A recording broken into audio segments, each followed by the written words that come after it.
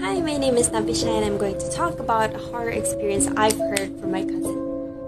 So my cousin is a nurse who's working in a government hospital and she was working around the demon hour. She then heard the emergency button was like ringing and then she went to the room, and anyone would have thought that's a patient, right? When she went into the room, all the patients were sleeping, all of them. And then she heard something knocking on the window, and it's on the 9th floor. Who would knock on a 9th floor window? She then opened the curtain, which I don't know why did she do that, and she saw a palm print, like a palm print, that basically shook her off, and she was traumatized, but it was okay though. Everything was fine. That's all. Bye. So, hi everyone, my name is Zaba. So here, I would like to share a minute of a horror story, horror experience that I've been faced here in College Kediaman Tunfat. Horror experience that I faced here in College Kediaman Tunfat. So, there is a night, I was from College Kediaman Tunfat home, on my way to my room, that time. So, on my way to my room, I was passing by the College Kediaman Tunfat office. It was a good, peaceful feeling until I saw a shadow of a person waving at me from the office. I went up to my room, told my friend about this, then suddenly there was someone, like literally there was someone knocking at the door. I went to open up the door, and guess what? No one was there. No one was there. No one was knocking at the door. I opened up the door and no one there that was knocking. So I guess that's all from me. I'll tell you more about this later. So bye. Boom. Hi guys. So my horror story was happened in the college, which is in my room. I still remember that night I cannot sleep. Okay, and at the same time also Shikin was playing her phone, and Andrea has fallen asleep. Okay, what happened was when I tried to sleep, I suddenly hear people's weird breathing in the middle of our room. It's not Andrea's breathing, and it's not Shikin's breathing, but it's like someone else breathing. It's so weird, like so loud, and I can hear it. The sound was just like right beside my ear. So what I do is I close my eyes and I hide under my blanket until I fall asleep. But the sound happened like for 1 minute. That okay, and at that time we close our lamp. So yeah, it's so dark. Okay, so in the next morning I tell Shikin and Andrea the sound that I heard. They said they didn't hear it, but Shikin, she said something happened to her. It's so weird, like she says there is something suddenly touch her leg, so from under her bed. So when she looked under her bed, there is nothing there. So yeah, it's so scary.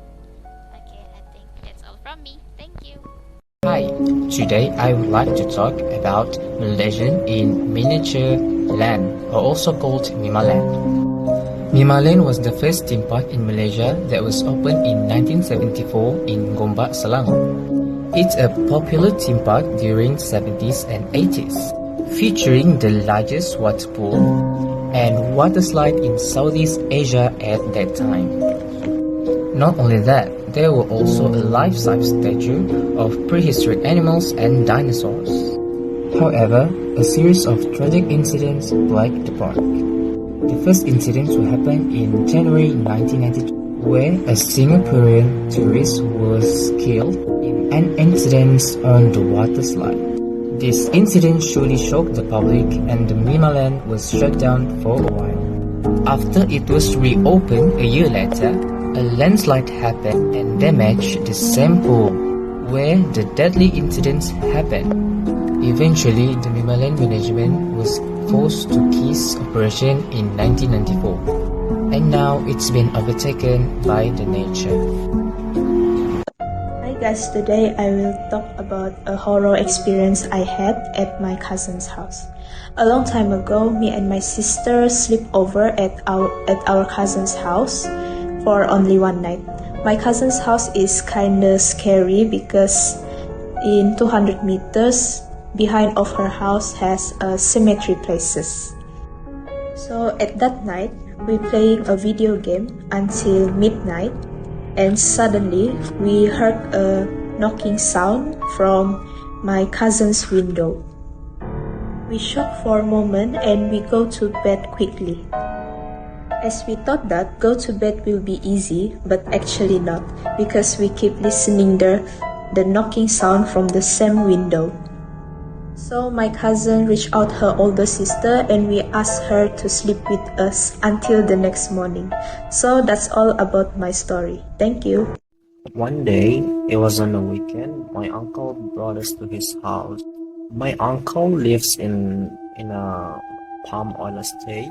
He works there. So we arrived there at the evening, if I'm not mistaken. Because it was kind of late, my uncle planned to bring us to go see the owls that they take care of on the next day.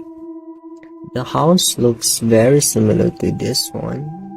I don't know if it's the same, but it looks very similar. So as the day was getting late, we were watching TV in the living room, and then suddenly there's screaming and screeching sound from my auntie's bedroom, and then my uncle rushed into the bedroom to see what was happening. And it turns out that my auntie was possessed. My uncle told us to stay in the living room and not to come near the bedroom.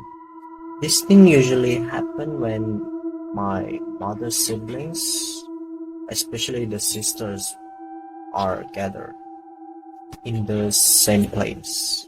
My uncle then, with his eldest son, read some surahs, and they were asking questions to the jinn while waiting for the ustaz to come.